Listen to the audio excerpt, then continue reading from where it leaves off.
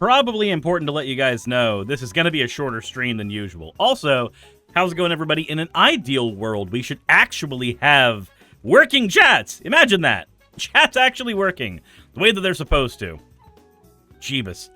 How is everybody doing today? It is a shorter stream today, so hopefully that is okay with the majority of you, but I hope you all are having a wonderful time so far. Is it only lizard remains? Why are you talking about lizard remains? How's it going, Tiberius Skywalker? How's it going, Blue Cat Shadow, Jassa Proxy, Nox Lupus? How's it going, Prince Morgan and Finnick the Rabbit and Katini, Roxionis, Jassa Proxy, all y'all. Katini says, define shorter. Sure.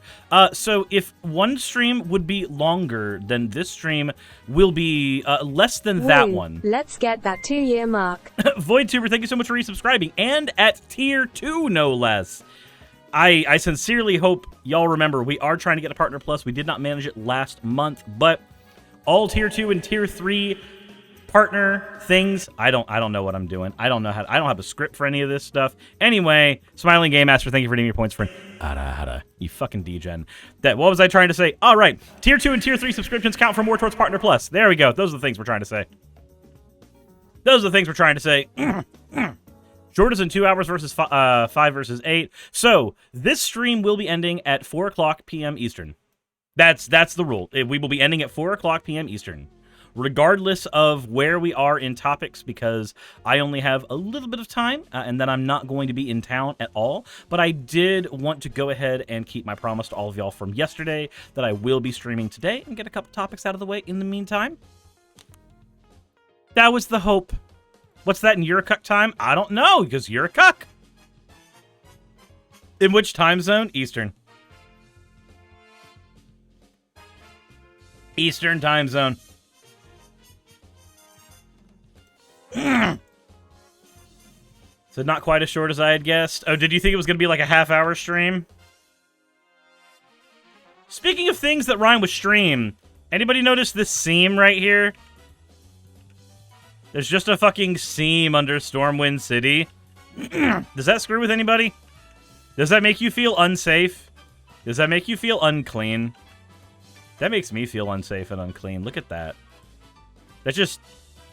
I'm just like, yeah, look at this strong pillar supporting this. It's floating. It's just floating. Let the city flood, but the city won't flood then. That will drain everything into the bottom. Dragonix says, as a game design major, bothers me so much. Completely understandable. Shh, that's where the dead gods lie. But dead gods can't lie, 'cause they're dead. That's what makes them dead. They can't do anything. They can't tell truths. They can't tell lies. They can't do jack all. They just kind of are. No Twit Tweets tomorrow. Twit Tweets will be tomorrow. I'm only going out of town for a little bit. So, to let you guys know what's going on, I am going out of town today for a Modern Magic the Gathering tournament, and I normally wouldn't prioritize it, but if you guys remember, I have started a new Magic the Gathering podcast over on the Cirrus TCG channel, and that will release episodes every Friday at 9:30 a.m. Eastern. So, in order to make sure that I am brushed up enough on the game so that I'm not talking out of my ass, I do have to go attend more tournaments now. So I do have to reprioritize streams in a different way than I originally was intending. Normally, I would just do Magic as my thing that I kick back and relax with every single weekend. But because I want to make sure that I can do, stuff on that channel, I have to be able to do this. That also means, I said, sure, have fun. It's true, though. Like, if I want to be able to talk about the Modern format, I need to be able to talk about Modern tournaments. If I want to be able to talk about Commander, I need to be able to play Commander. I play Commander on Saturdays already. The only place that does Modern around me on Fridays is like an hour and a half away. So the only option I really have is Tuesday, because Tuesday is where there's a Pioneer tournament on Wednesday at one shop, and there's a Modern tournament on Tuesday at one shop. I can't do the Wednesday one because I do the show with Vice Rhino. So this leaves only here. Twit Tweets is 8:30 every Wednesday, 8:30 p.m. We were playing Savage Worlds before the pandemic. Okay. Said redeem. Also, what's the prize? I don't know. Store credit, probably. Nox Lupus, thank you for redeeming your points for an ara. You fucking degen. But, you know, I want to be able to do my stream as normal so I can talk about politics and hang out with all of you. Also, Wolven Nightmare, thank you for redeeming your points for an OWL. I want to be able to do that, but I also want to be able to pursue this project as well, because those of you who have been... Oh, Nixie-chan, sorry. Not Nox Lupus, Nixie-chan. Oops. But... For those who have been here for a few years, y'all know I have a literal terrible habit of starting projects and then ending them. I can mention like all the projects that I have started and then something has come up that made them uncompletable. Like, we still haven't finished Anime Exposed. We still need to finish that. I never got around to finishing the Cycles of Fascism series with Godless Cranium, though to be fair, that one is not just on me. Godless Cranium stopped making content, so there's that. I haven't been able to continue the What If Shadow Died series. I dropped the Dangers of Wu series. Like, if you think about a project that I've started, I've probably at some point dropped it without thinking about it, and then it just faded into the back of my mind, and now I just feel guilty about it. Now I just feel guilty about it, and it sucks. It sucks because I want to be able to follow up on every single one of those. The problem is that I am very bad at time management. So if I'm going to work on this magic project, I have to have a dedicated time that is basically forcing me out of the house to go work on it. Roxayana says, I think Vice Rhino might be right about the ADHD thing. Maybe. Maybe. Also, think about the hydrate again, Jassa.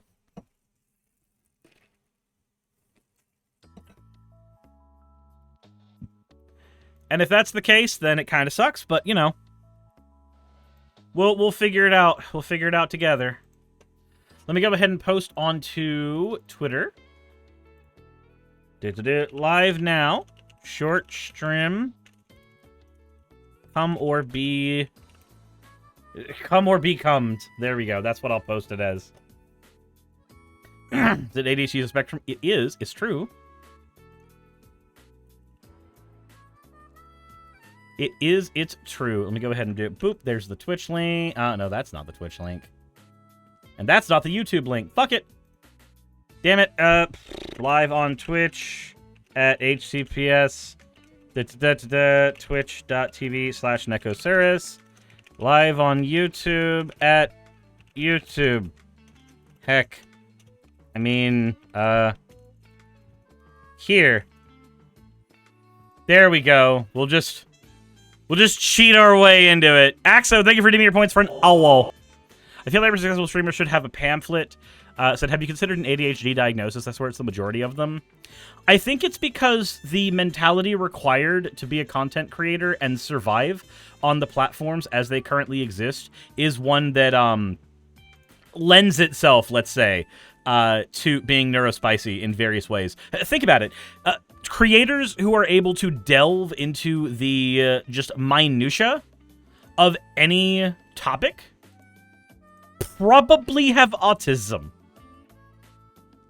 Because if you have autism, when you fixate on something, it's very easy to close off the entire world and simply, like, within a week become an expert on that topic. You'll learn everything about a topic you've delved yourself into. No use copy v paste for links. So I don't need to copy and paste the Twitch link when I know how to type out my Twitch link. Said, will Shadow Died continue? It will.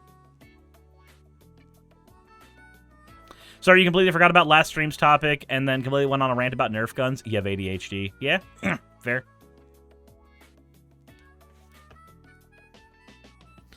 Renee says, it's the passionate info dumping for me. Noxuba says, the first time I thought it was neurospicy was my college teacher telling me that that I think in a much more obscure way than most people. I think mine is that I think in a very disconnected way from a lot of people.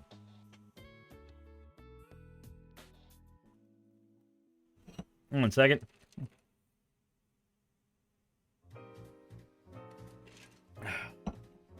Jeebus.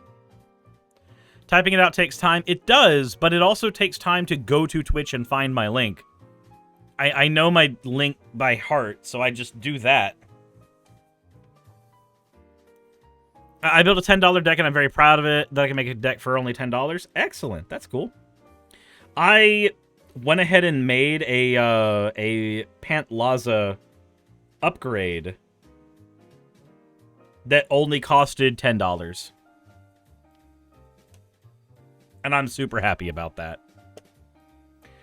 Anywho, we have some shit to talk about. And I mean shit, because we're going to be talking about Michael Knowles here in a second. But said it's called Hyperfocus. It is, isn't it?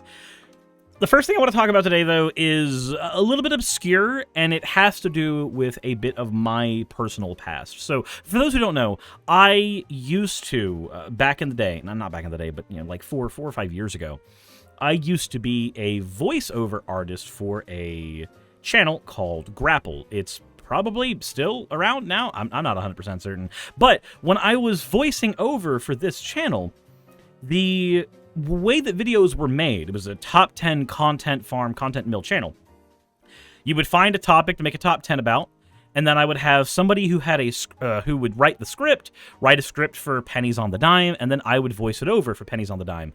The actual going rate for voice artists for, like, it's like per line, or per it's usually per word or per line, and it's like $1 or $2 per line, or a couple of cents per word. Which means that if you're speaking in a 10-minute long video, which is about 300 or 400 words, you should be getting paid at least, you know, 20, 30, 40 bucks, something like that. Maybe I'm a little bit off on the numbers, because this is all off the top of my head. But when I was working for this channel, I got paid a very, very minimal amount of money. But I needed to work for it because I needed to be able to make ends meet. I ended up getting about $200-ish at the end of a month, just to pay for groceries from working on the channel. And I know that the editor was getting paid a lot more than I was, and the scriptwriter, we were basically splitting our money between the scriptwriter and me.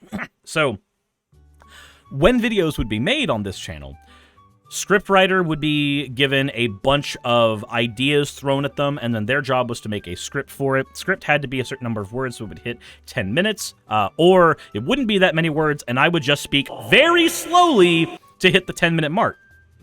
So then, when I would start voicing it, I had to fake enthusiasm. I had to fake all of the enthusiasm in every single video to try to make it seem like I gave a crap about the topic. They would talk about whatever was trendy at the time. It would be either Mr. Beast, or it would be some type of YouTube group that, like Dude Perfect was one of the ones that we would talk about, or I can't think of all of the ones, because they've been memory holed. They were things I didn't care about.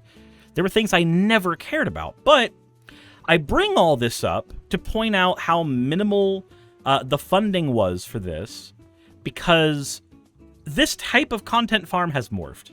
This type of content farm has morphed. So back when I did this, we did not have anything like YouTube Shorts. TikTok had not come out yet. I mean, Vine was dead, right?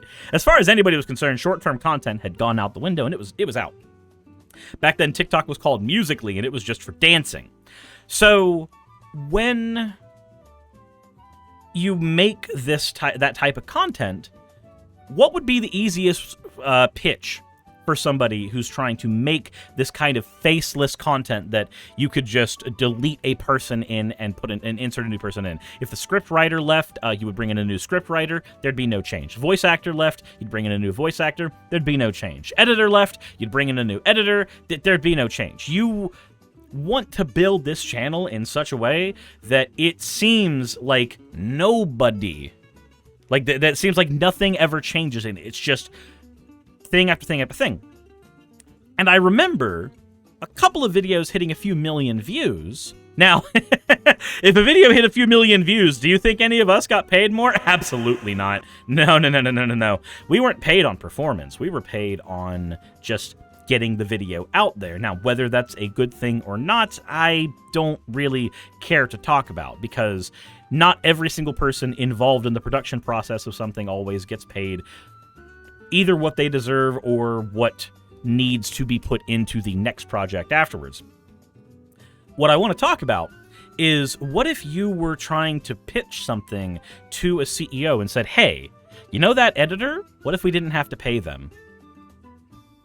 You know that voiceover? What if we didn't have to pay them?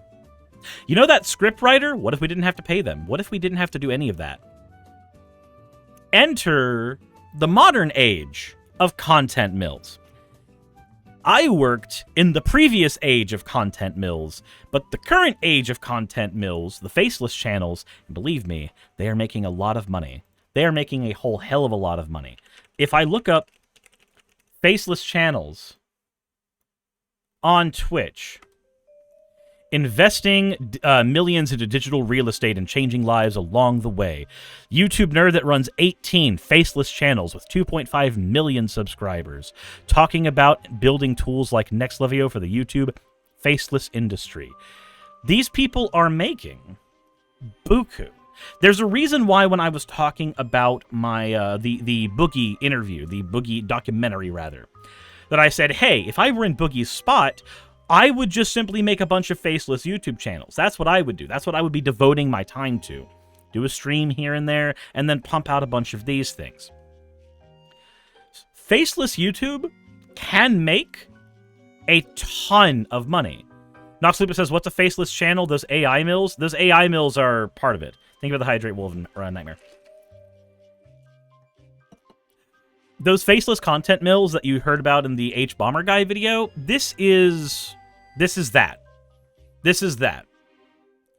As somebody who worked for one of these things before the advent of the AI voiceover, before the advent of the AI scriptwriter, before the advent of the AI editing tool, and believe me, we have access to AI editing tools. You know that I did some experiments with those AI editing tools for YouTube Shorts for a little while to see how it would turn out. Now, the quality that came out for the YouTube Shorts wasn't that great, and found out the reason why is that the AI tries to detect a speaker, and then it tries to bounce between the different speakers. And I'm a VTuber model. It doesn't actually know what the hell I am.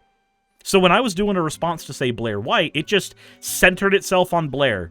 Nothing I said would trigger it. It had no way of knowing I was speaking. It just sees me as cartoon. That's basically what it sees. Now, maybe those tools will improve in the future, but for now, the tool basically proved fundamentally useless for what I was trying to do. And the reason that I'm okay using a tool like that is I am my own editor. The only person I'm screwing out of that is me. Like, Raj edits YouTube Shorts. I edit YouTube videos and YouTube Shorts because he's got more clients than just me. So when I'm trying to put other stuff out there, I'm screwing me over more than anything. So that AI is as smart as me. It's just like, aha, look, a cartoon. But the point is, I have experience with how these tools work, and I can see how a person could just pay 3 monthly subscriptions. A monthly subscription to ChatGPT, a monthly subscription to the AI video editing tool, and then whichever voice bank has, whichever voice they want to use. The, hello everyone, today I'm going to tell you about a movie that I saw recently. In the movie, the woman is assaulted by bees, and the bees are assaulting her face, because we have to talk about the bees. And then, this is where somebody would insert a joke about Nicolas Cage, but the AI doesn't understand humor, so it just doesn't. It just doesn't know to do that. It doesn't know to insert any humor at all, right there. So, what do you do when you're a CEO and you hear, oh, the $100 that I have to spend on every one of these videos for it to go out on YouTube and maybe earn 100, maybe earn $1 million. Who knows? If you told that CEO that, hey, instead of having 3 guys working on one channel, We could have one guy working on 18 channels, and he could make you all the money. What would you do if you were that CEO? Well, the answer is very simple. You would take them up on that offer.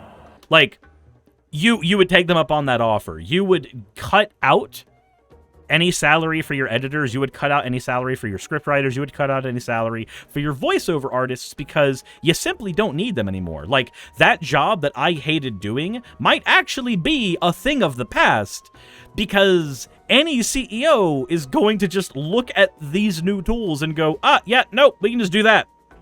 I may have hated that job, but I do know that that job helped me pay the bills.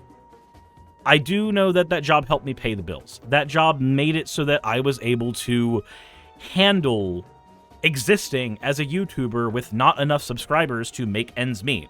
I was putting out a video every single day on top of doing, like, I would, it was, what was the schedule? It was, Monday was reacting to biblical gender roles. Tuesday was an edited video. Wednesday was an edited video.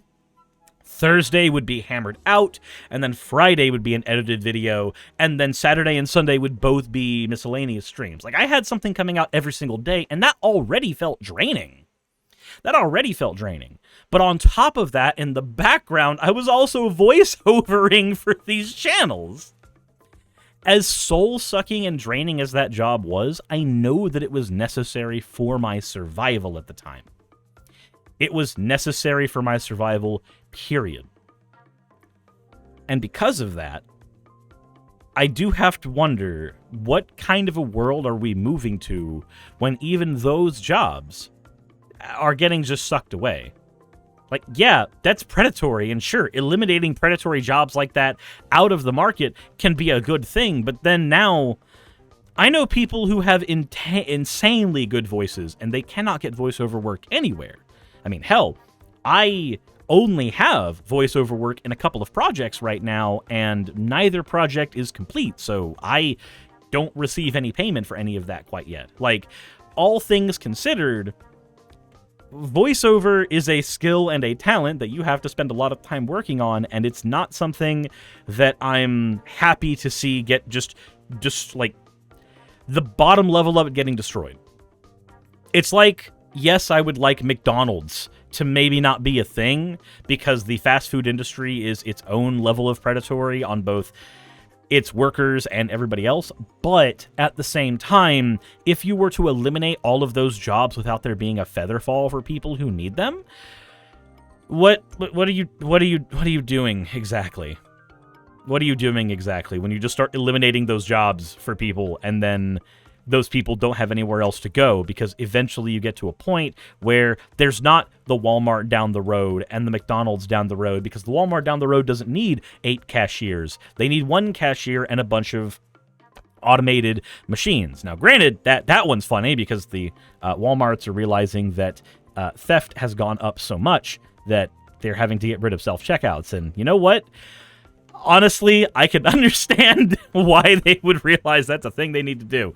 They go, wait, hold on, paying people was better than just handing people the keys to the kingdom. Oops. But Otaku Senpai says a lot of talented voiceover people just doing fan projects. And you know what? There's nothing wrong with doing fan projects. I've lended my voice to non-paid projects before and fan projects. I've done that for a few people. Corey Clayton's channel has me doing my Mickey Mouse impression and a couple of other people. I've done plenty of work for Prophet of Zod. There's a object show channel that is getting a bunch of episodes in production that I've done the voiceover work for as well. So, like, there's a bunch of stuff that I have lended to that I'm probably never going to see payment for, and that's fine. I don't need to be paid for doing stuff for my friends. I don't need to be paid for doing stuff when I'm just trying to learn a trade better. I don't personally need that. But when I see stuff like this, I see an industry that is largely being taken over by garbage. Because the AI voiceover shit, it is garbage. There is no ifs, ands, or buts. It's all garbage. If you've watched any of it, you've consumed it. You've gone into your YouTube shorts and you've seen the, like, part 1 of 57. This is about a movie. A movie where a couple of guys get on a ship they are up to no good. Then they get crash landed on an island. Like, it's the lowest level meaningless shit. There is no passion in it. There's no thought behind it. There's nothing. It's just putting out content for content's sake. And people who've watched my channel for a long time, you guys can tell when I get in that mode, right? Have you guys had that realization when, like, you can tell when I've gotten burned out? You can tell when I've hit that wall and I'm just going, shit, I have to make something so that I can eat. Like, you can tell when I'm at that stage, right? I'm hoping that I've got an okay mask, but I'm hoping it's not good enough to mask that. So can we use AI to make a Brokeback Mountain Trump and Biden edition? I mean, you can. I'm not gonna tell you can't. Like, look, we just go here, ChatGPT, OpenAI.com. We go here, and let's see here. Hold on, let's go. How can I help you today? I need Brokeback Mountain with Trump and Biden. It seems like you're referencing the movie Brokeback Mountain, suggesting a scenario involving former United States President Donald Trump. It's important to note that any reference to real-life political figures in a fictional scenario should be approached with sensitivity. Ah! Why? Never mind. Apparently we can't AI generate it. It just didn't let me do that. So I can't tell when your lack of energy is despair or just burnout. AI has a limit, apparently. But I imagine there's a way to word it in which we could. There's a way to word it in which we could. Pop-Tart says, did you see that one video of Trump saying he's going to kiss a man and everyone behind him just slowly stops clapping slowly? Yeah, it's almost as if he's supported by a bunch of homophobes. Weird.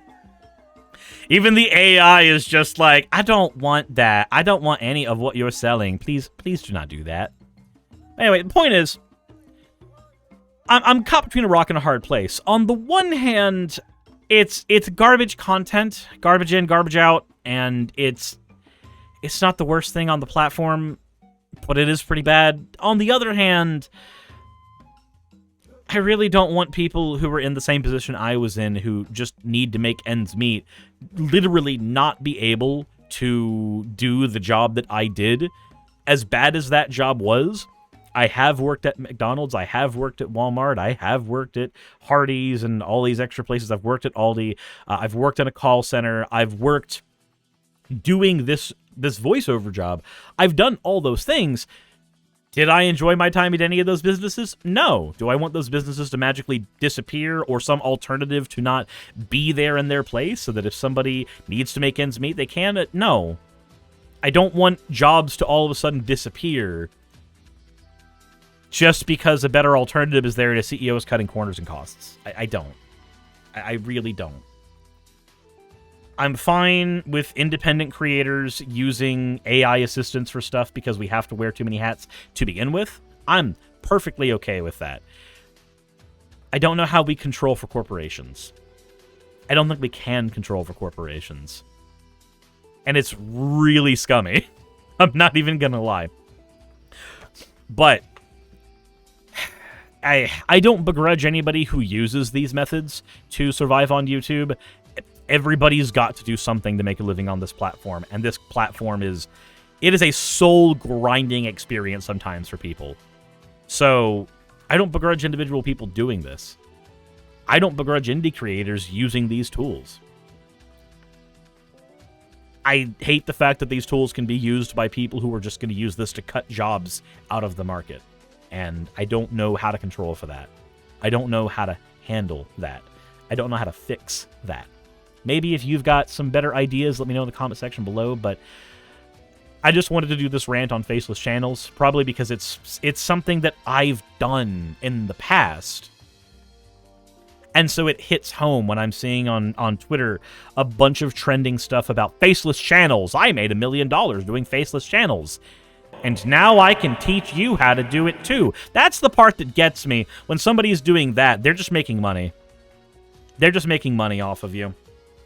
There's one person, and I don't disagree with a lot of this person's takes, and I'm not going to name any names here, but there is one person who runs a Discord that teaches people how to make faceless content like this. But the Discord, you have to pay a decent chunk of money to enter, and it's not like you're a Patreon member and you're joining a Discord to have some funny ha-has with a content creator. It's just an MLM at that point. Pay me money so you can gain the secrets and the keys to the kingdom, and then you can become a faceless channel. But the more faceless channels there are on YouTube, the faster that bubble pops. The more faceless channels you put into the market, the more you pump. Eventually you have to dump. There's not going to be enough of that pie for everybody because human beings have limited watch time. We can't stare at screens 25 hours a day because 25 hours don't exist in the day.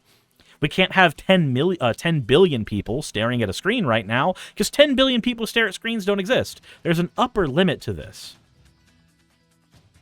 And it feels like this is a pump and dump scheme to get to that upper limit as fast as possible.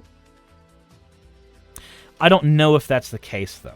And it's why I'm not naming any names here. It's why I'm not mentioning the person. Because I don't know if this is MLM shit or if this is honestly the exact same thing as bringing people into a Patreon Discord. I don't know which one this is for them.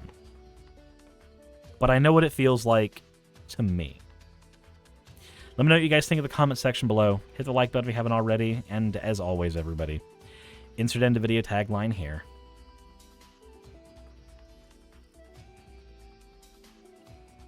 I said eventually everything will just repeat and content will be recycled indefinitely. Yep. It doesn't seem sustainable. Probably not.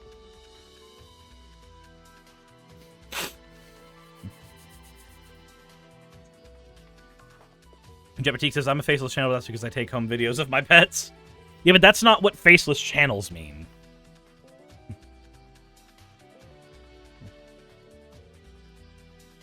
Less Than Lucid says, I've had IRL people try to tell me how to get rich with these types of hustle culture videos, no effort videos, Fiverr gigs, etc. A bunch of garbage. Yep. Jasta says, I don't know about multimedia channels, but how does that cash flow go back to the originator? Jasta Proxy, it's easy. If you are selling a school to people, instead of them earning money and then paying you money that they earned, or a portion of the money they earned, you are selling them a school where most certainly not everybody is going to learn the tools that they need to learn, or it's going to be vague enough to where they're not going to figure that shit out. Yeah, you're selling classes. It's what, it's the same thing that hustle culture uses with, what the fuck is it called? The, gentlemen's classes or pickup artistry classes. It's that. It's pickup artistry classes, but for YouTube.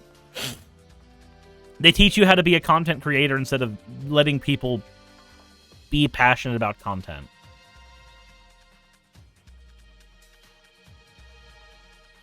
Yeah, Andrew Tate and Hustlers University. It's the same thing. It's that. And I do not like how that feels. That feels skeezy to me. It feels awkward. Like I said, it's one thing to be like, yeah, this is a patron-only Discord, so we can make sure that kids and shit can't get in here. I'm okay with that shit. That's a reward for being a patron of a person that you like.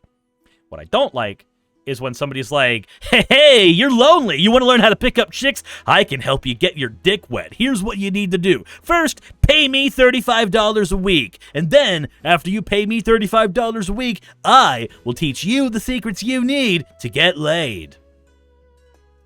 Like that. It's that. It's that shit. I don't. It feels skeezy. Arceus says, someone I know wanted to get into media marketing and wanted to take a class, but anytime they ask the person a question, they'd either get a vague, non-answer or say, you can learn that in my course. And I'm glad they were sussed enough to realize it's a scam. Yep. Pernia says, I hope you recorded that. I didn't, actually. Bring back, sir, is dating advice content? Yeah. Go outside. Women are there. What do you want from me? Like, go outside. There are people there. You can find someone, I'm sure. Checking reference material. I hear that sales pitch. Wow.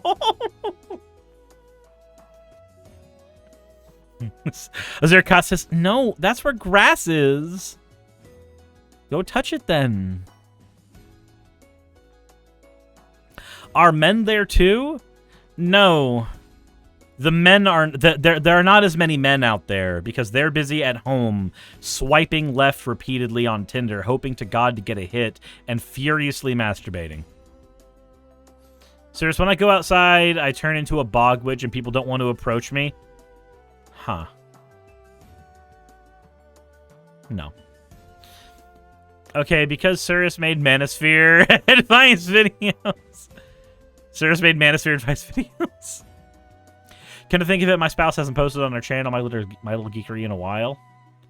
See here, Chashasa's instructions unclear, became a part-time woman. Said I have frogs and mushrooms. Why are they angry when they are masturbating? Have you never hate masturbated? Have you never been so angry the only thing you can do is remove the pent-up aggression via cum? Have you never had that experience? Just me? Huh, maybe I do need more therapy. Outside unclear, dick stuck in toaster?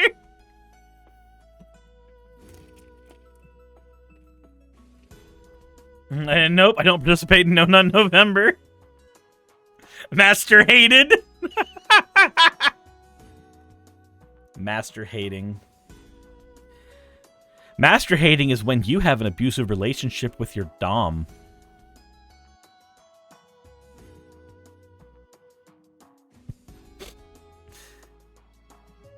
If hate fucking can exist, so can that. Yep.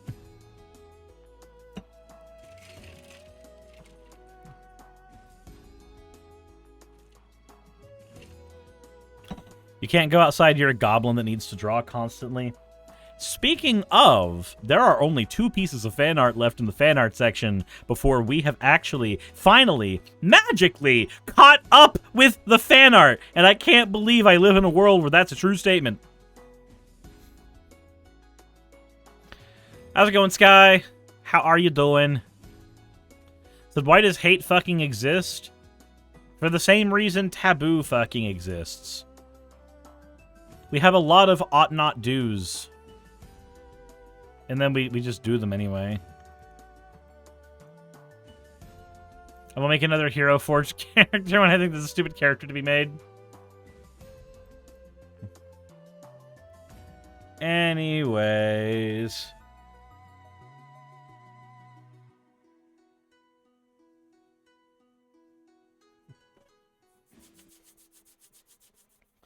Otherwise, your ex wouldn't give it to me hard enough. What? What? Huh, okay. Tanya, wife submitted fan art. Wonder if we've missed its appearance. Probably. Though, bear in mind, I do the fan art recordings not live now because it feels weird doing them live when they're separated from videos. Why is there hate fucking? Because for some people it's hot. I don't know.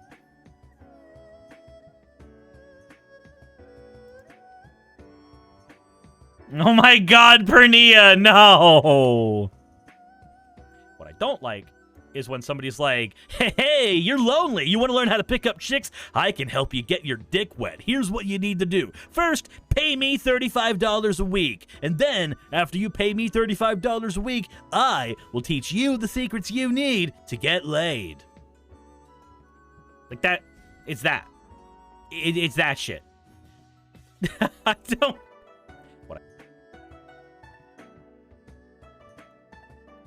That's now the featured clip on the channel. That's now the featured clip on the channel. I'm doing it. That said, I enjoyed the live fan art. So the problem is, it's the issue I run into with doing the live stuff is that when I know that the video's done being recorded, I don't know any easy way to segue into the fan art. Not really. Not in a way that doesn't feel contrived. Just, I'll figure something out. I'll figure something out.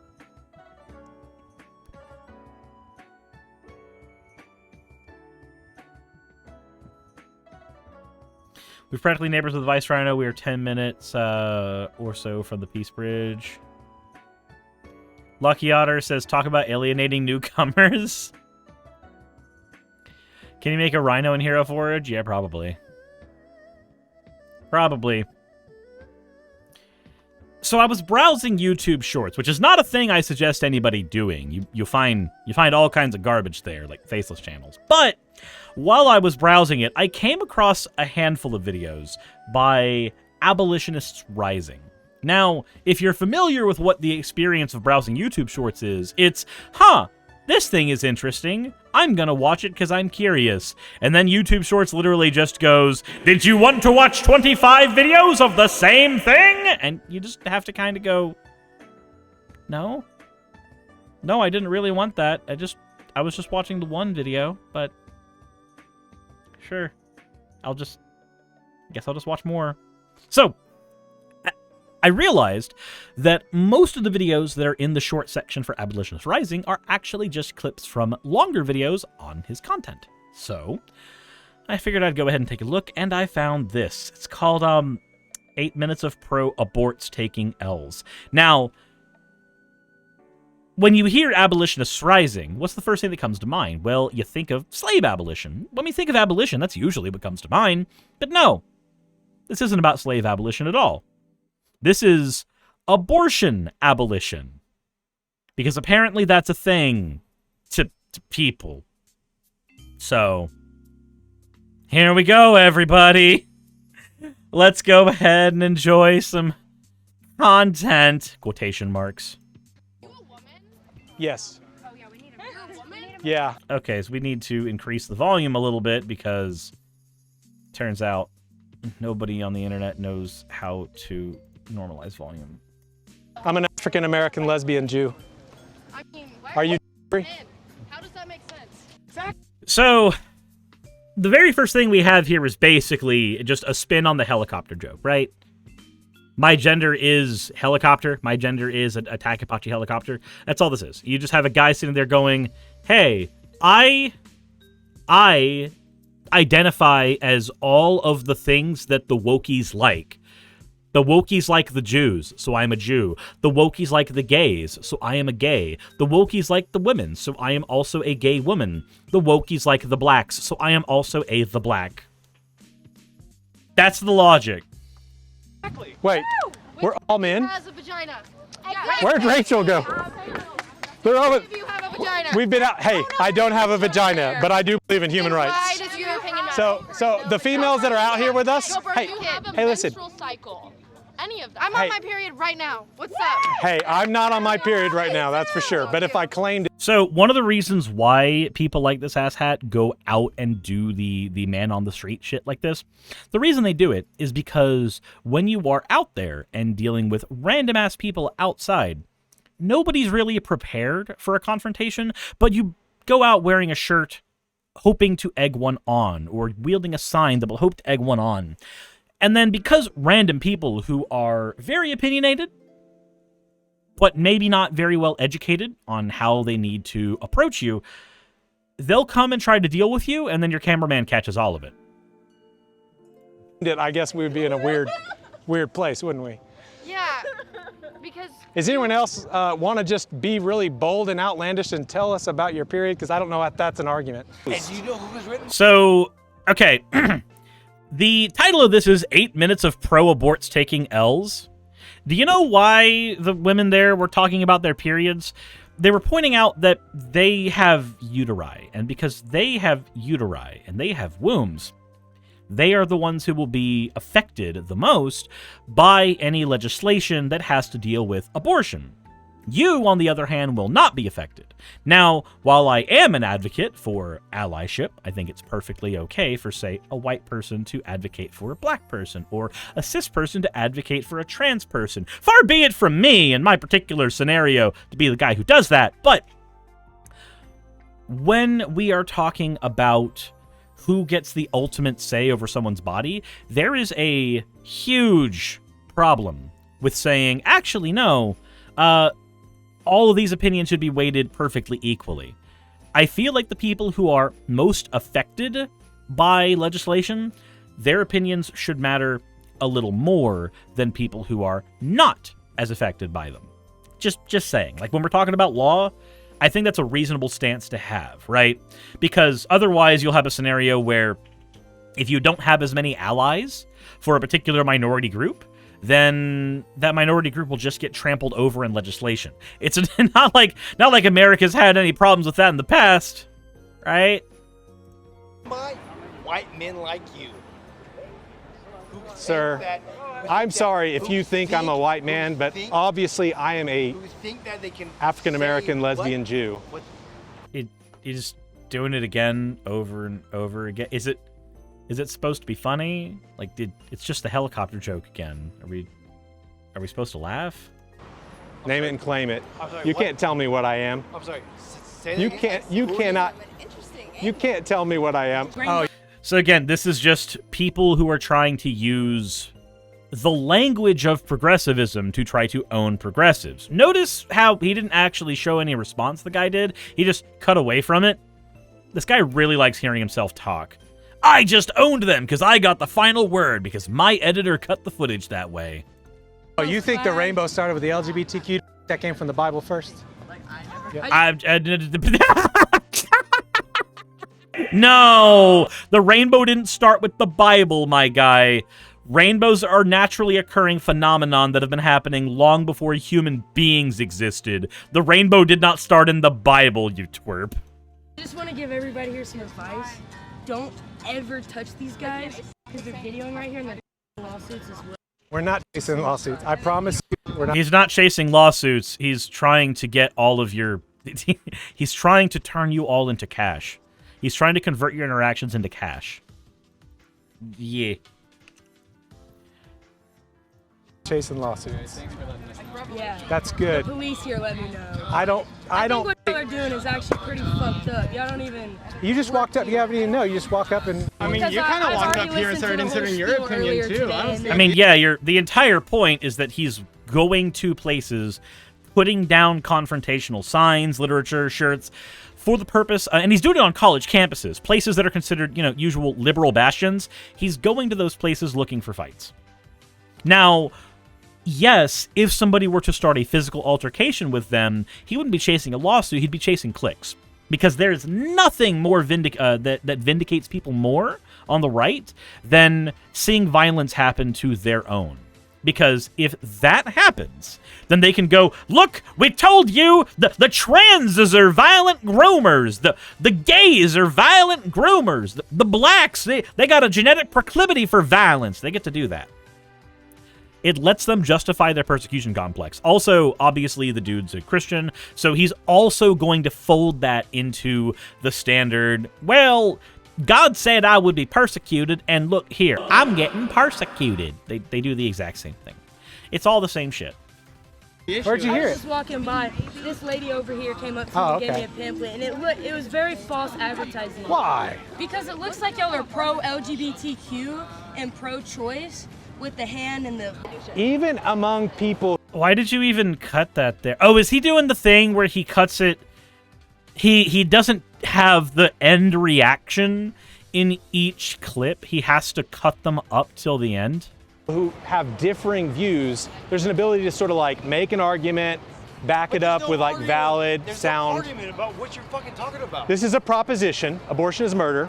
Murder defined as the intentional destruction of a human being. Okay, cool. Then we'll go ahead and call abortion murder, but it's also standing your ground. There we go. Easy. A human being is conceived. It doesn't matter if I have one or not. You don't have a fucking... Say I don't. Say I'm trans and I don't. Do I have the... Say my wife is out here and she's saying the same thing. Does she have the right to oppose this? Because does she have a vagina? Yeah. Yes, she has a choice. Okay. You have no fucking So, choice in So again, this is. I do not like when people use this argument. I believe that we should add more weight to people who are affected by legislation more, but I do not think they are the only ones who should have conversation about this. Like, if y'all want to say that I don't get to have a conversation about abortion because I don't have a uterus and I am not a woman, then sure, I disagree with that entirely. I hate to say that I agree with abolitionist rising here. I have to. So to say that others can't speak up means allies don't matter. Yep. And it says, who is this fucking mutant? So he is a right-wing commentary YouTuber who goes out and starts altercations with people while filming it so that he can post that on his channel, and that is his content. And then right-wing people get to watch that, and they get to wax lyrical about how the woke is bad. That's his shtick. the argument is valid and sound based on whether I have certain sex organs. All right, so philosophically speaking, he's again correct. The validity and soundness of an argument is completely separate from the person who's there. This is the reason why these people go out and they basically start these altercations with random people on the street. They do it because random people on the street don't know about fallacies. They don't know how to have these conversations. They're not prepped for these conversations. It's the Steven Crowder thing all over again. Dragoness is right. It's a Crowder knockoff. Sit down, have a change my mind segment, and then film the entire thing and make content out of it. It's the easiest thing you can do, especially if your editor cuts things up in such a way.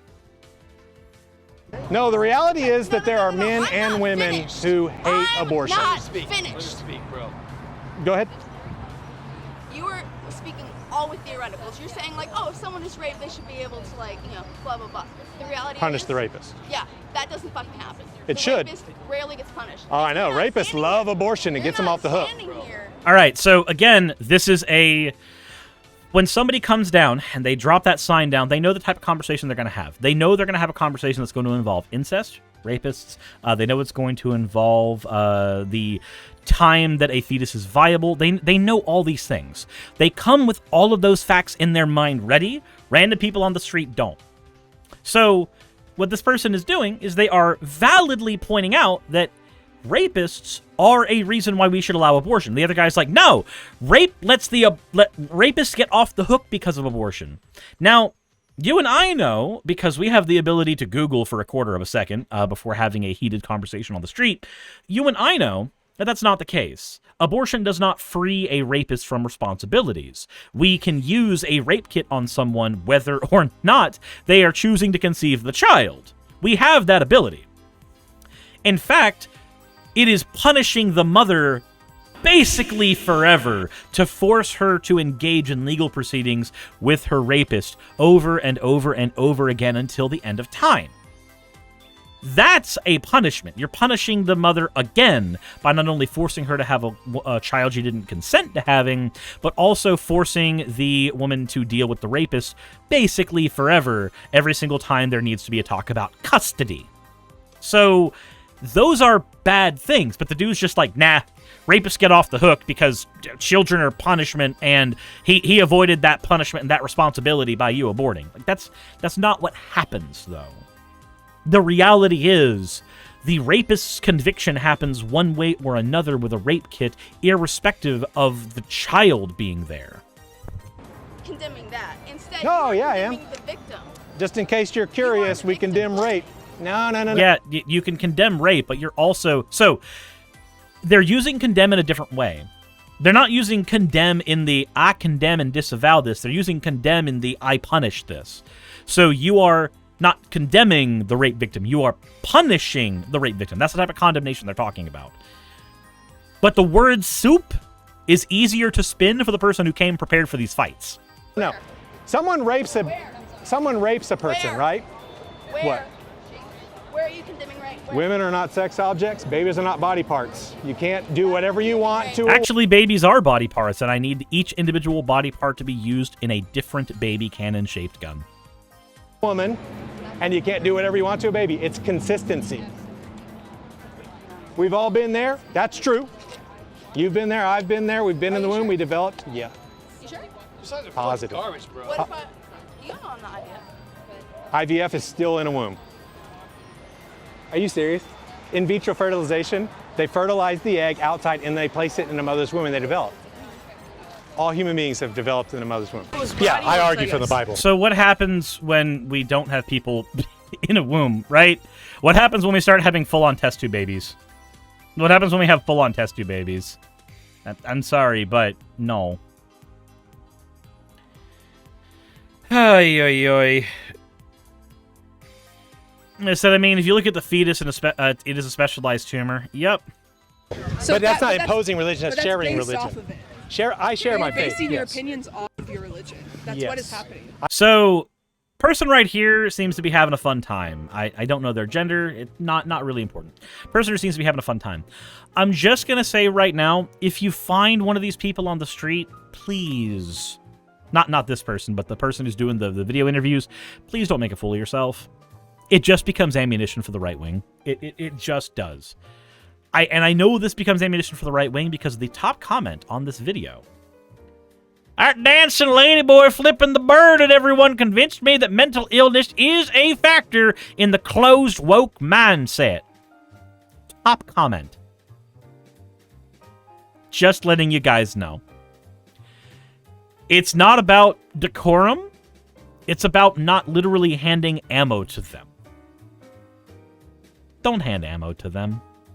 In fact, if one of these people is out there with their sign, you know what the best thing you can do is? It's not engage them in a fight. It's not doing any of that. The absolute best thing you can do when somebody's out there plopping that sign down, trying to have a fight with everybody in the world, is ignore them. If everybody outside just walked past them and said nothing, eventually they would have to stop because they are dedicating time to creating content that simply never manifests. That's what you do. Make them starve themselves of their own time. That's the best thing you can do in this scenario. If you want to have a conversation with one of these people, don't do it out in the middle of the street. Take snippets of their arguments, talk about them online, talk about them on your channel. Hell, if you even feel like you should have a debate with them, sit down and go, hey, can I schedule a debate with you? And then take some time to research every possible angle they are going to have so that you can come prepared to that. I can't words! So that you can come prepared for that argument and not make a fool of yourself and give ammunition for more right-wing nut jobs like this. They love making people on the left seem like they are mentally unwell, making us seem like we are disabled in the brain. They love that kind of stuff because that lets them feel superior. Ultimately, it's Ubermensch mentality. Ubermensch mentality, that type of like Nazi eugenic shit that allows people to think, hey, I am better than this person because I'm more physically fit than them, or I'm more attractive than them, or I'm more of any of that. If that is the mentality we're working with, then when you do this, you basically hand them the reins. They look at that and they go, look, I am the Ubermensch compared to this weak soy boy quack. That's the mentality. Exactly the mentality. Lucky Otter says they won't agree to a fair debate. You're right. Oftentimes they won't agree to a fair debate. Here's the thing, though. If they won't agree to a fair debate where both people have adequate prep time, then that makes them look like fools. That makes them look like they can spare the time to go out and do this shit in public, but they can't spare the time to have an actual reasoned debate. It makes them look like fools. Because they're out there with the sign, they are asking people to have that debate with them when they are unprepared. I love my neighbor as myself, and I believe humans have rights because they're made in the image of God. But not everyone here is of Christian beliefs. Not everyone believes in and they don't have to be for me to talk to them. You can what's your belief? What's my belief? Yes. I I don't really have. I'm more spiritual. But you can accept- share it with accept- me, and I won't consider it But you came opposing. here to provoke me. Actually, you do consider it opposing. If you're a Christian of this variety, that person would necessarily be going to hell. So it is by definition opposing. You can provoke me with your beliefs, and I won't consider it wrong. What did you think was going to happen to you when you came here? Something. Jack Harper says, I don't know, you guys could just let the right push selfish and individualist liberty and not care even if we all die from it. Okay, but it's not going to be just you guys who die from it, Jack Harper. You understand that, right? It's also going to be everyone else. Like, society isn't cleanly divided between people who are on the left and people who are on the right. Things that one group does naturally affect the other group, because we're not divided that way. So I think it's better for us to reach across political lines instead of huddling ourselves on fucking Twitter circles. Did you think people were Something going to like accept this. you like this? Yeah, something like this. There have been people who come by, they like it, they agree with it, and there are people that seem to be very affected. I knew that there would be triggered people, and not everybody believes in human rights. I was well aware of that. Wait a minute, how is it illegal to help an unborn baby? How is it illegal to help the mother Yeah. in order to help You her can't. carry that? You can't enter. Like. Is it really illegal like- to help the mother carry that Like, through? like if Is you it were, really illegal to if you give her the listen, necessary if stuff you were that about she to take a needs in order pill, to I keep couldn't her own stop you. baby? If you were about to take a pill, I couldn't stop you. That'd be illegal. That's what I'm saying. Because you're protected in the state of Oklahoma to abort your baby with a pill. I'm Oh saying. my God, my body's protected. God forbid. No, the baby My inside- body has a This is the exact type of thing that these people want, by the way. This reaction right here, this is the reason why they still use pictures of Big Red. This is the reason why they still use pictures of various people who look like they're having meltdowns and breakdowns in public. This right here, this is exactly what they want. This is their content farm. This is what they're selling. They're not selling reasoned argumentation. No, no, no, no, no. They are selling outrage culture. They are selling it to you like an episode of Jerry Springer. That's what this is. has as much right The- as a dead corpse. The baby inside God your body. forbid. The baby inside your body is the. Jen D says, I would believe we could reach across the political lines if any of those smucker brains were willing to listen to people who disagree with them, but they are, though. Like, Jen, I don't know if you know this, but I have several friends who are conservative, and a lot of them do watch my content, and we have conversations over what arguments I made that compelled them, which arguments I made did not compel them, which things I've said wouldn't be really well registered within their spaces, their friend groups. I have those conversations with people. A lot of that happens behind closed doors because I don't have a reason to have those conversations on my channel. Those are real-life friends of mine. I have no reason to drag that stuff into the online space. But I can tell you for a fact, it is possible. It is possible to reach across those political lines and talk with people. It's just best not to do it online half the time. Online, especially in places like Twitter and YouTube, people are obsessed with posturing. They are obsessed with looking like the strong one, getting their own compilation, all that shit. That's what they want online. When you get somebody behind closed doors and you sit down and you have a conversation with them over dinner, they change. They change a lot. Sometimes you can't change their mind. Sometimes it's somebody who just will not change on any of their people. Like, sometimes that happens. But again, I can tell you from experience, some of my closest friends here, they are not left-wing. I have plenty of close friends here who are left-wing, but there are people on the right who will advocate for just as many human rights as you do.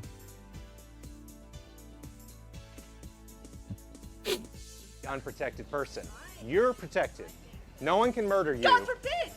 They have to break the law to murder you. Babies are not protected by law. Babies, breathing. Well, even before they breathe.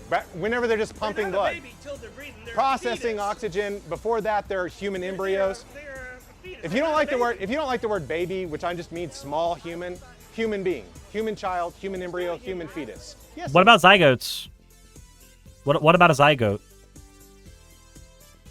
Like, what do we do when it's a zygote? When it literally looks like a smear, and that's all it is.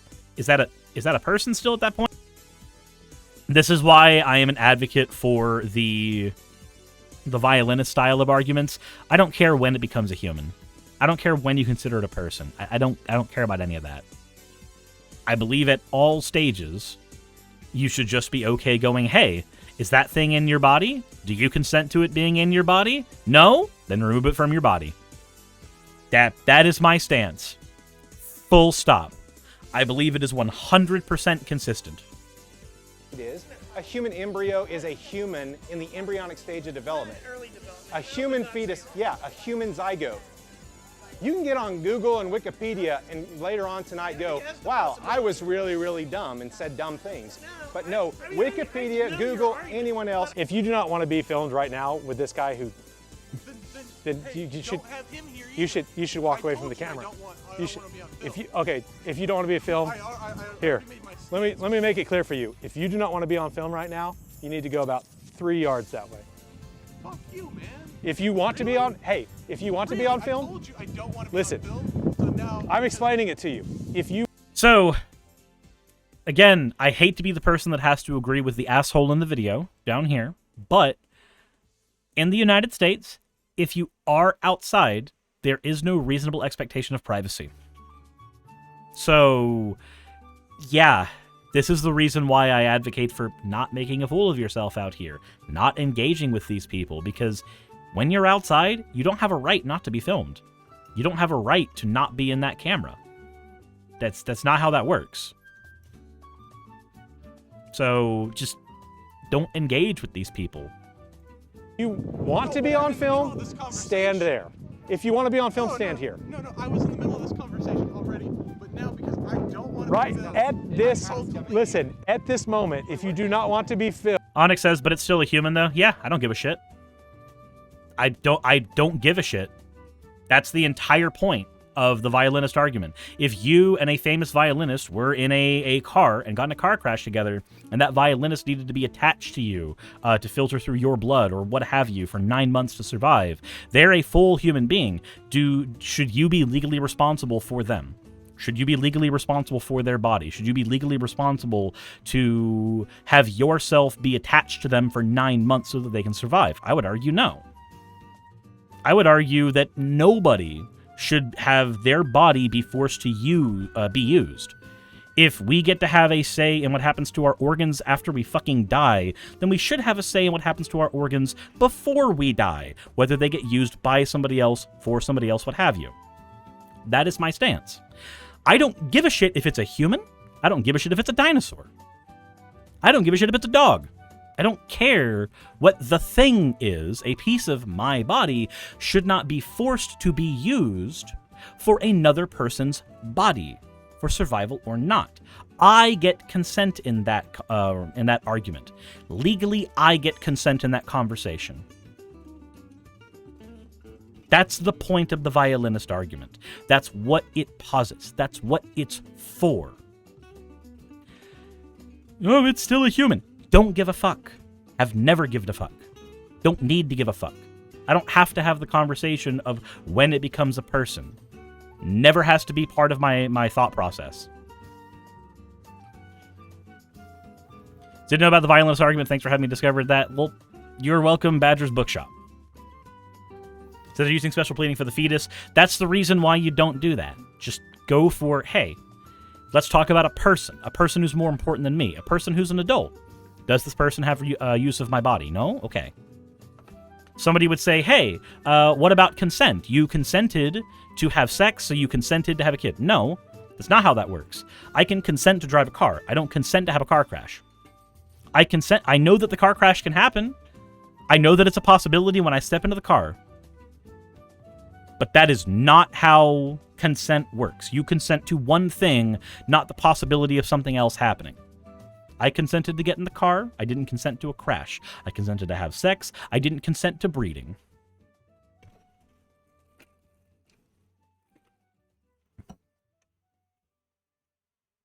Is there anything else in here that I'm super concerned about? Women are not sex objects. Baby, you're not body parts. He's doing the same thing here. I don't think there's anything else in this video that I care for, because it's just a clip show. The point that he stops the clip show is an arbitrary point, irrespective. Jack Harper says, do leftists even see the other side, that the child in any form is still a victim in these cases? No, not really. How is it a victim? Did it care that it was aborted? Did it care that that happened? Did it have an opinion? Did it have the capacity for having that opinion? I don't see how that's a victim. A victim is necessarily somebody who has the capacity to suffer. That victim can't suffer. They never had the capacity to in the first place. I'm sorry, but Jack Harper, definitionally, that's not a victim. Said a child doesn't ask to be born? Yeah, and antinatalists would agree with you. I don't care. Being born is just a prerequisite to being a human being. I didn't ask to be born in the family that I was in, but I'm in there now. Like, the point is, even when you give a fetus full human rights, from top to bottom, the reductio ad absurdum of the violinist argument still shows that actually, no, somebody should not be forced to carry them to term. They should be allowed to choose whether or not they do. That said, let me know what you guys think in the comments section below. Hit the like button if you haven't already, and as always, everyone, insert end video tagline here. So yes, thank you. It's capacity. Wait, what's capacity? Zane says reproduction is immoral. Disagree with that one. I am not an antinatalist. I'm not an antinatalist, so I don't agree with that stance. I don't.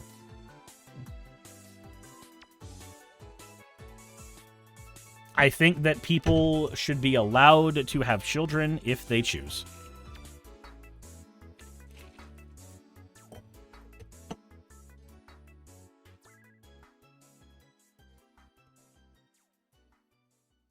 You didn't consent to be here, but I am here. Yep. I guess the biggest question is, like, did the child consent to be here? Don't know, don't care. That's a non sequitur.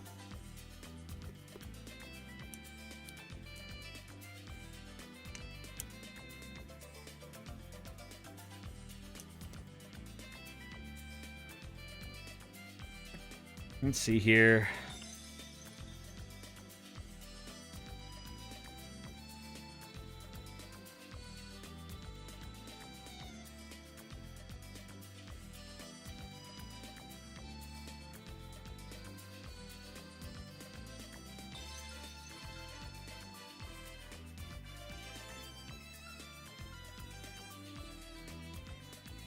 Sounds like I missed a spicy one. A little bit. Alright, we're going to increase the playback speed on the Michael Knowles video a little bit for this one. How's it going, T? How are you doing? Angel says there's a reason we talk about viability, and the reason why laws try to reduce the time of viability. Yes, because people bought the idea that the conversation should be about viability a long time ago, hook, line, and sinker, like idiots. That was the viability conversation was the middle ground. That was the compromise. And then what Republicans like to do... Apparently it's been 7 months. Time does fly.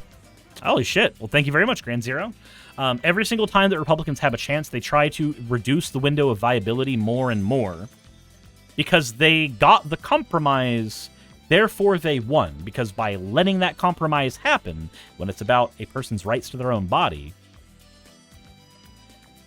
they open that door for them to scoot it further and further and further.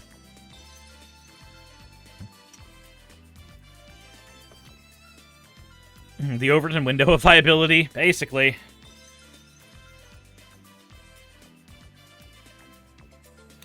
Lucian Darkwolf says, I'm getting audio issues. Audio keeps cutting out. I'm sorry. I hope that it fixes. How's it going, Trickster?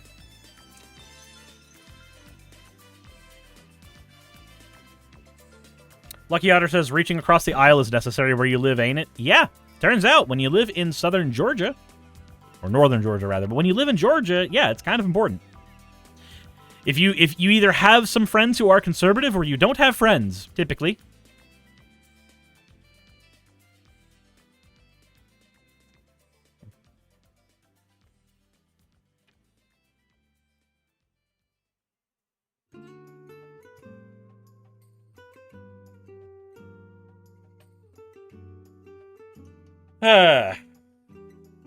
Alrighty, we got to talk about Michael Knowles. Michael Knowles has a video about why in vitro fertilization and surrogacy are immoral. And this is a hard one for me because I don't see how you can make that argument. I don't see how you even come to that conclusion, like, at all. But let's go ahead and see. Let's go ahead and see how he did that. IVF and surrogacy have returned to the news for reasons that we don't have to get into. This is, to me, the clearest example of moral confusion, not just in our culture, but even on the right. There are many people on the right, many prominent conservatives, who don't understand why IVF and surrogacy and a market for couples who otherwise can't have children, like homosexuals, to purchase babies, why that is wrong. They don't. Okay, so he says like homosexuals, but he's ignoring the fact that there can be people who have uterine complications. There can be people who have issues with being fertile in the first place. There can be people who simply cannot conceive children because as an example, there are some women who cannot conceive because their body is simply not the right frame. Like, they either have to have it cut out of them or it will destroy their bodies. Like, there's plenty of ways in which somebody can be in a situation where they can't have children, but want children that have absolutely zero to do with having the gay. Quite understand it. There's a guy, Richard Hanania, who is I guess you'd call him a right-wing liberal commentator. And here was his, I think, sincere confusion on why conservatives would oppose IVF and surrogacy. He says, let me try to understand the social conservative position on reproductive issues. Abortion should be banned so poor people can be forced to give birth. IVF and surrogacy should be banned to prevent smart and successful people from reproducing. Do I have that right? Okay, so while I do love seeing right-wing people attack each other, let me try to understand the social conservative position on reproductive issues. Abortion should be banned so poor people can be forced to give birth. IVF and surrogacy should be banned so smart and successful people can't reproduce. So this actually, unironically, would be a very Catholic way, let's go ahead and say, a very Catholic way of looking at this issue, right? You don't want a ton of people who are supposed to buy into your religion to be ridiculously smart when the entire point of your religion is to make a ton of money off of those people, right? This is one of the reasons why I make so much of a shit about people like S.J. Thomason and Cameron becoming very, very public Catholics. It's a fucking money laundering organization built to fuck kids. I will die on the hill that that's what the Catholic Church is as an organization. So I can understand where this particular idea would come from, that like, hey, you want people who do not have good sexual education to be the ones who are breeding mostly, so that they are having kids who are born into worse economic situations and therefore will better support your church. I can understand that argument. No, he does not have that right. The reason that conservatives oppose abortion and IVF and surrogacy is because we believe that people are not property to be purchased and discarded at will. That's why. That's what unites those two issues. That's what unites the broader sexual ethic among conservatives. What used to inform the civilization that used to be called Christendom. That is why it's wrong. And it's not just the homosexuals who have to recognize it. I'll get to it in 1 second. First, though, when you want to treat your body right. Of course, he has to talk about the homosexuals first. He has to talk about them first because his argument believes God hates the gays. And so for his argument to work, he needs to make sure that it is framed in such a way that people are nodding their heads and going, yep, God hates the gays. I agree with that one. Also, yeah, he's about to plug, so we're going to skip his plug because his plug doesn't matter. My plug matters. You can go to ddlgplayground.com and get a plug for 20% off if you use coupon code Saris. Yay. Said Knowles, wow, what an idiot. Yep. All right, let's go ahead and move away from all of these advertisements, so many of them. Image of two men creating a child through IVF for the express purpose of denying that child his mother. People recoil. They're not. Wait, what? Wait, what? Hoops the fucketh? Who is trying to deny a kid their mother?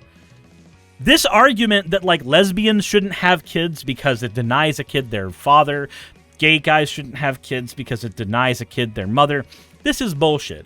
All the study that we have done shows that what matters is that there is a maternal figure and a paternal figure. They don't necessarily have to have the gonads to be one or the other. You need a maternal figure and a paternal figure.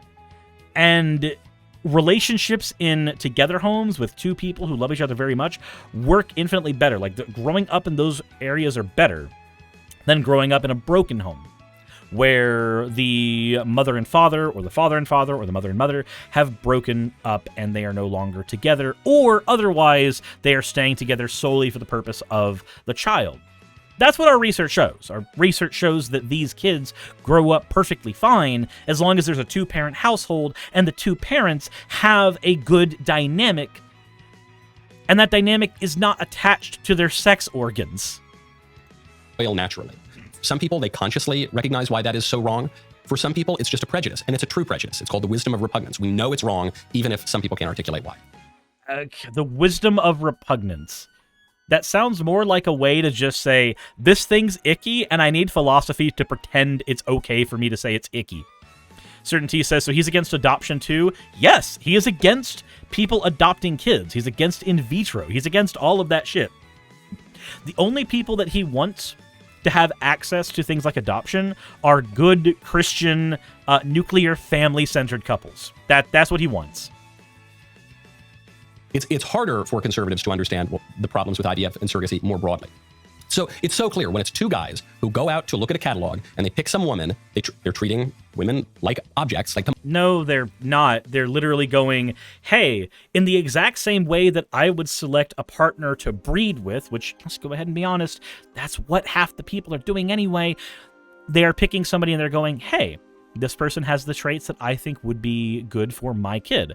I want to go ahead and select that person. There's nothing wrong with that. That's not objectifying women. The women who are, it's like, okay, it's like going on to Pornhub, right? And not being okay with people putting indie porn, not corporate porn, indie porn, where they filmed themselves just reaming themselves with a fucking cactus dildo, right? You don't go, I can't watch it because it's objectifying the woman. Like, no, that person decided that that was a thing that they want to do. They went onto the site. They uploaded that themselves. They know what they're doing. Somebody puts their stuff up on OnlyFans, same thing. They know what they're doing. You are not harming them by looking at them. You are not harming them by doing that. You are not harming or objectifying the woman who goes, hey, I consent to my body being used for in vitro fertilization. You're not harming that person by looking at them in a catalog. You're not doing anything. See, this is the thing that Michael Knowles and his ilk have to convince their audience to do. They have to convince their audience the doublespeak, that thought crimes are bad, but also that there are certain thought crimes that are okay to be punished. Not by human beings, though, but by God in an imaginary lake of fire that, trust me, definitely totally exists. You just haven't seen it. My hell lives in Canada. Commodities to be purchased. And they say, yeah, I want a woman with blonde hair, and I want her to have gone to Princeton, and I want her to work in banking. Ooh, yeah, maybe we'll get a future financier in our family. And I want her to have blue eyes, and I want her... That's obviously degrading and dehumanizing. Then they find... There's nothing degrading and dehumanizing about that. That's like saying... so, for instance, I have a thing for brunettes. I have a thing for brunettes with glasses. Gee, I wonder how me and Saki got together. I will always... Like, there's two types of women I have a thing for. Brunettes with glasses in real life, and anime women with white hair, and paladin women. Like, those are things that I literally, I'm just like, oh, yeah, I like these things. It's not objectification to say, hey, there are these traits I like in women. There's nothing objectifying about that. Everybody who says that that's a bad thing has a list of traits in their head of things that they like in their partner or things that they would like in a potential partner, and they are pretending that it's bad for other people to have that. And I am perfectly willing to die on that hill. And no, asexuals in the chat, y'all are not part of this conversation. Y'all are not part of this conversation. You guys get a get out of jail free card. You're just like, attraction, I don't know what the fuck that is. You guys get a get out of jail free card. Certainty goes British men. Yeah, and I know who you're dating, so it makes sense. It makes sense, T. You and British men also dating a British man. Imagine that. I said, so librarians? If librarians is your thing, there's nothing wrong with that. I think pretending that there's something wrong with that would be a step too far for everyone. And some poor woman who wants to make 20 or 30 grand, often in third world countries, or at least in struggling countries like Ukraine, they will say, okay, I'm going to pick that woman, I'm going to rent her womb, and we're going to implant these babies in her womb, and then she's going to gestate our children for 9 months. And then we are going to do all of this with the express purpose of ripping that child away, not only from his biological mother, his genetic mother, whom he'll never... Your biological mother doesn't matter. I will also die on the hill that the family you choose is infinitely more important than the family of circumstance that you are born into. I am okay with that particular stance because some people get born into abusive families, and I'm sorry, but the blood of the covenant is thicker than the water of the womb in that situation. Ever know. But also from the nearest thing to a mother he's ever known, the woman in whose body he has been, whose voice he has heard for 9 months, we're just going to rip him away from that person, not give him the comfort of that person holding him when he's born, and we're going to do that to satisfy our natural desires, but our disordered behavior, because we have chosen, these two men have chosen to be in a relationship that is intrinsically sterile, but in order to accommodate their desires. So wait, hold on. I have a question. If a woman finds out that her uterus is going to kill her, so she gets it removed at the ripe old age of, say, 19, right? Like she has a cancer in the uterus or any other infection, and so it needs to be removed. So this woman cannot have a child, right? She's a cis woman. She can't have a kid. Should you punish any guy who gets in a relationship with her? She's still got her eggs. Should you punish that guy who gets in a relationship with her and be like, hey, you chose to be with a barren woman, therefore you don't deserve to be a parent? That would sound insane if that was his position, right? That would sound stupid, right? Over the needs and best interests of a child, we're going to create a kid to deny him his mother. Does your mother, Matt, do you like your mother? Do you think your mother had any positive influence in your life growing up? Well, yeah, my mom did, but you know who else did? My grandmother, who I spent plenty of time spending time with because my mom would travel for work. I didn't have a lot of time spent with my mom and my dad, and because my dad was in the military and my mom worked as an insurance agent, and she traveled literally the entire United States. There were plenty of times where I would hold LAN parties at my house because parents just weren't there. Dad and mom were divorced. This didn't happen at my dad's house because I didn't live there. And at my mom's house, she wouldn't be there, and I'd be like, hey, Mom, if the house is cleaned up, can I have a LAN party? Like, yeah, that's fine. We would literally, I would have friends over, and we would take big CRT TVs and take them up to the roof, plug them in outside, and we would play Smash Brothers with each other while taking a section of broken, we'd take a section of broken fence, like broken privacy fence. We would take that up there, and we would turn that into a table for playing card games on the roof.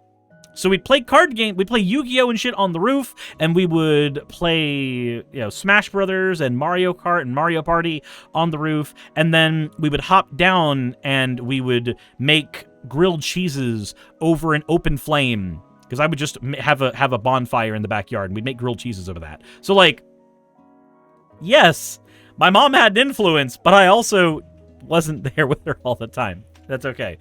Sirs, what branch? My dad was in the Air Force. He was a master load sergeant. That sounds like a fucking blast. Yeah. Trickster says, hello, son or daughter. This is your mother. Just... I cannot fathom how much people like Michael Knowles think that the birthing process is so important to the rearing of a child.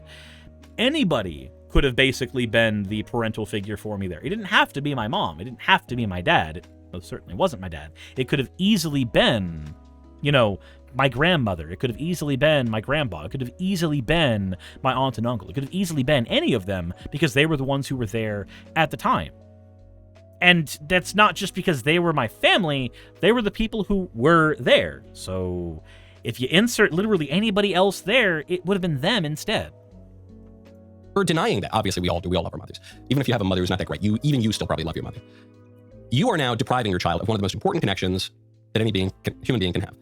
except you're not. So the reason that you love your mother isn't because you popped out of her vagina. The reason you probably love your mother is because you have a grouping of experiences with her, and you have positive associations with her because of those things. If you have two dads, you have those experiences with one of them. That's what that is. You have those experiences with a different person. The reason you care about your mom so much isn't because you popped out of her. It's because you have shared experiences. That's how human connections work, Michael. That is obviously terribly, terribly wrong. And the men who do this, a lot of them probably don't know that. And a lot of them have been blinded to that. And the culture has told all of these men that it's totally fine. And the culture has told men that men and women are It's not that the culture has told people that it's fine. It's that it's logically consistent. Interchangeable and there's no difference between them. And the culture is, the law has even told men that they have every right to do this. So I don't even blame them all personally. Generally, they know not what they do. But it's terribly, terribly evil. But put the homosexuals aside for a second. They don't deserve to bear all the blame for this because the traditional view is that IVF and surrogacy are wrong, period, for everybody. Why is that? Someone wrote to me, said, Michael, you know, I can't believe you said this because I can somewhat intellectually understand why IVF and surrogacy might be bad in theory, but I've got nieces who were conceived through IVF. And I'm glad that my nieces are alive, so go F yourself, Michael, because anything that would allow my nieces to be alive, I think is totally fine, you big jerk. You Bible-thumping, moralizing jerk. Okay, all right, hold on, calm down. I hear you. No, nobody. This person's not going to calm down, Michael. They're not there. I'm sure your nieces are great. I'm sure your nieces are wonderful, I say. And your nieces have a right to life, and it's good that your nieces exist. The problem for IVF and surrogacy is that no ends, no matter how good, justify immoral means. So, Michael, congratulations. You understand the reason why abortion is okay. You understand the reasons why abortion's okay. You get it now. You understand it intrinsically. One of the arguments that people have used against abortion, as fact S.J. Thompson has used against abortion, is, I had a child that I considered aborting, and I chose not to, and they are the light of my life! They might make a good coaster for my drink! That's the argument, right? They are happy that they have a child, and now apparently that child is their piece of evidence that abortion bad. Except, no, you individually having a good kid is not a good reason why abortion should be taken away from other people who don't want to have that. Anyway, so, when we're looking at this argument from Michael, we have to ask ourselves, what is he actually saying? Well, he's basically saying, it's fine that you have these nieces that you love, but they were born wrong, and that makes it wrong. What kind of psychopathic asshat says that? What kind of psychopathic asshat says that? And I'm not just saying that to make fun of Michael for looking like the guy who pretends he's not a serial killer. I'm not doing that. What I'm trying to say is, a person brought up that, hey, these people were conceived via in vitro. They are my evidence why this shouldn't be bad. It's just like when somebody has a kid who turns out to be trans or turns out to be gay. When they have that kid and they go, oh, wait, hold on. This person here puts things into a different perspective for me. That's what they're really saying. They're saying, you told me this is wrong, but everything about this looks right, feels right, seems moral, seems happy. Everything seems okay. Why is it not bad? And Michael has to go, no. Please remember, the propaganda told you it's bad. Okay, but my nieces are fine. Nope, propaganda. Shovel it in your brain. But the nieces are fine. Nope, propaganda. Take it. That's Michael right now. No ends, no matter how good, justify actions that are intrinsically evil to achieve them. This is the same kind of logic that we would apply to, say, rape. A child who is conceived in rape, I know some. They have a right to life. It's very good that they exist. We like these people. Had your nieces, God forbid, been conceived in a case of rape, you would say, I love my nieces, and how dare you suggest they shouldn't exist, and how dare you say, I'm not suggesting they shouldn't exist. I'm not suggesting they don't have a right to life. I'm not suggesting they're not good at all. But let's follow this idea to its logical conclusion. Does the fact that your niece's existence is good and they have a right to life, does that fact justify rape? Certainly not. No, but the difference here is with rape, there is a victim, right? With rape, there is somebody who had to suffer. With in vitro, nobody's having to suffer. The woman consented to having her womb used. The gay couple consented to the extraction of their sperm and whichever method that they're using. Everybody in this position consents and agrees. If we follow it to its logical conclusion, the main difference between these two things, the reason they are not analogous, is that in the rape situation, consent was stripped away from somebody. Autonomy was ripped away from someone. That makes these situations non-comparable. Likewise, good ends can be wonderful and we can celebrate them, but they don't justify immoral means. The reason surrogacy and IVF are immoral is because they interfere into the family. They break up. The family, by the way, is a concept we made up. The nucleus, the very building block of political society. They separate the reproductive from the conjugal act. They establish the domination of technology over the origin and destiny of human life. There's nothing wrong with that either. Okay, so I'm gonna go ahead and tell you why this point is fucking stupid, and it has nothing to do with transhumanism. This argument can basically be used to say vaccines are wrong. Vaccines are bad. And I'm not talking about just the COVID vaccine that there are some idiots who, if they happen to be watching my channel, would still go, I don't like it. I don't want to put it in my body. Bitch, you don't even know how mRNA works. Go fuck off. But anyway, this is somebody saying, no, the natural human destiny doesn't include fixing your leg from a car crash. It doesn't include driving a car to work to go there faster. It doesn't include using vaccines so that you don't die from a flu. The natural human destiny doesn't mean shit. If you want to say technology bad, it interferes with the natural human destiny, guess what? Natural human destiny did not include a guy being able to talk on YouTube. You're here talking on YouTube. Shut the fuck up about technology that you use.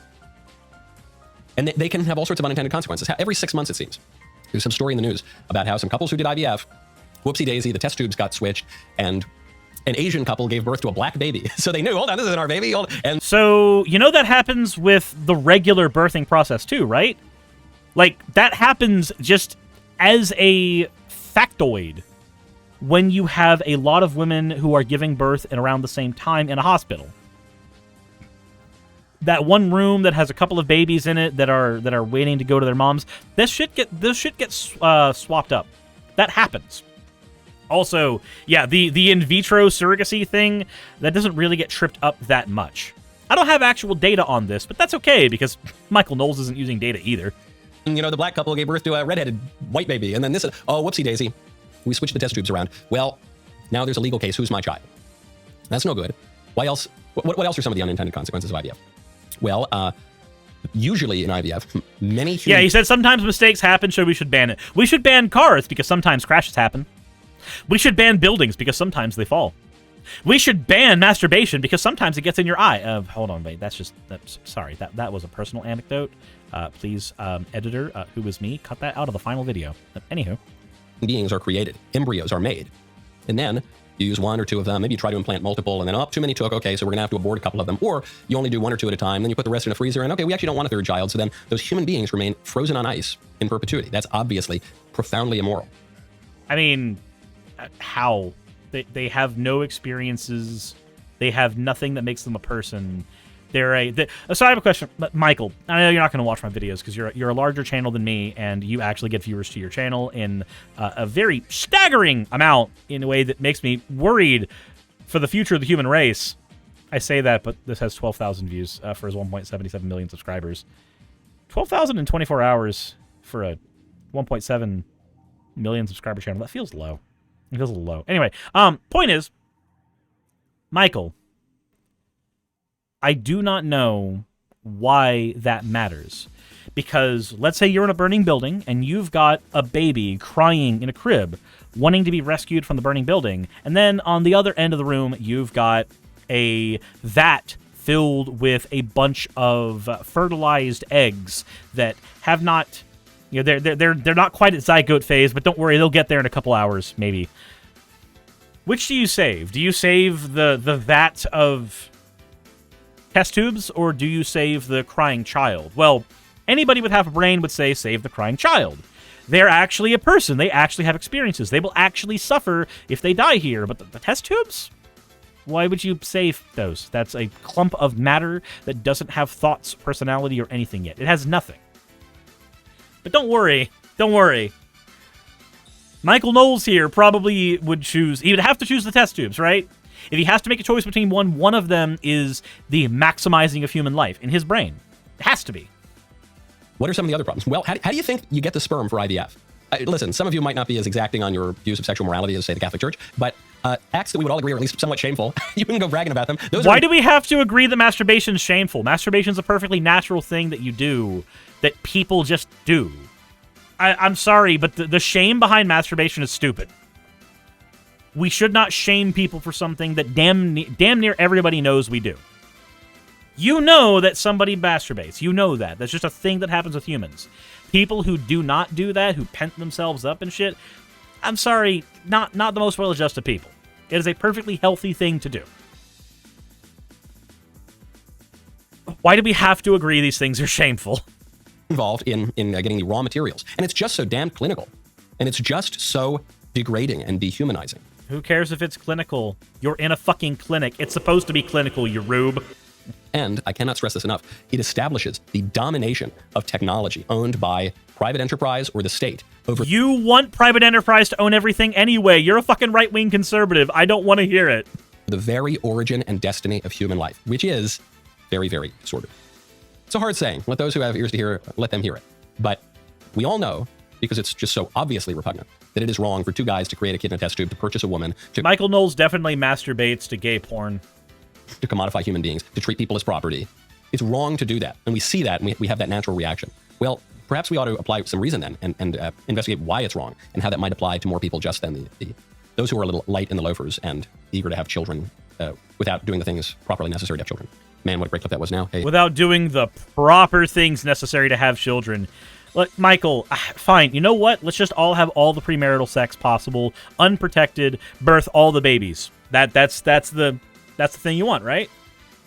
No? Also, I love how so many conservative influencers, they have a picture of themselves like with a giant cigar or some shit because it's seen as a status symbol. They're so obsessed with looking like they are successful that just, you know, wearing a shirt or something, that's just bad. I know that nobody's redeemed the face cam thing and we're about to end stream, so don't do that, but like... I am not concerned with looking successful. I am concerned with going out and playing Magic today. I think that's a reasonable thing for me to do. I don't understand the obsession with looking like, oh, you're just so prim and put together. That means I have to take what you say seriously. Who the fuck cares? Who the fuck cares? Just the insecurity.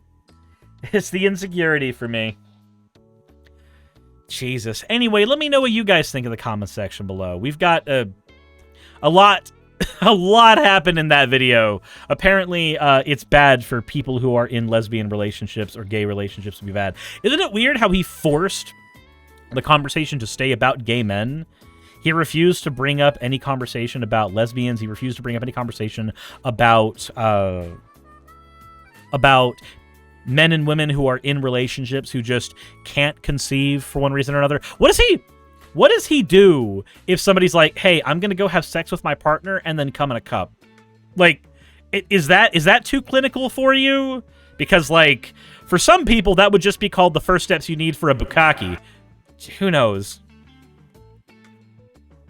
That said, let me know what you guys think in the comment section below. Hit the like button if you haven't already. And as always, everyone, insert into video tagline here.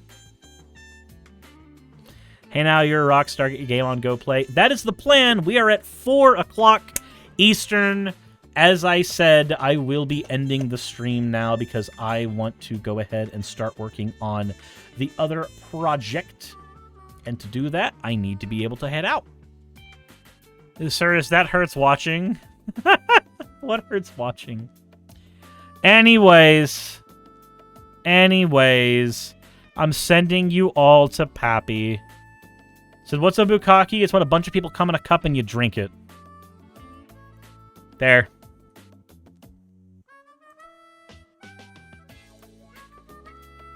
Zane Perro says, see it. Yep. All right, guys. We're heading to Pappy. He's a wonderful dude. I love him to death. Please go have a wonderful time. Oh, yeah, no, bukkake's the facial. Sorry, I was thinking about swapping. Sorry, forgot about that. I got my fetishes, kinks, those things wrong. I'll do better next time. Come again. Wet yourself before you go. I'll wet myself before I wreck myself, Nixie. Thank you all for coming. I will see you all later.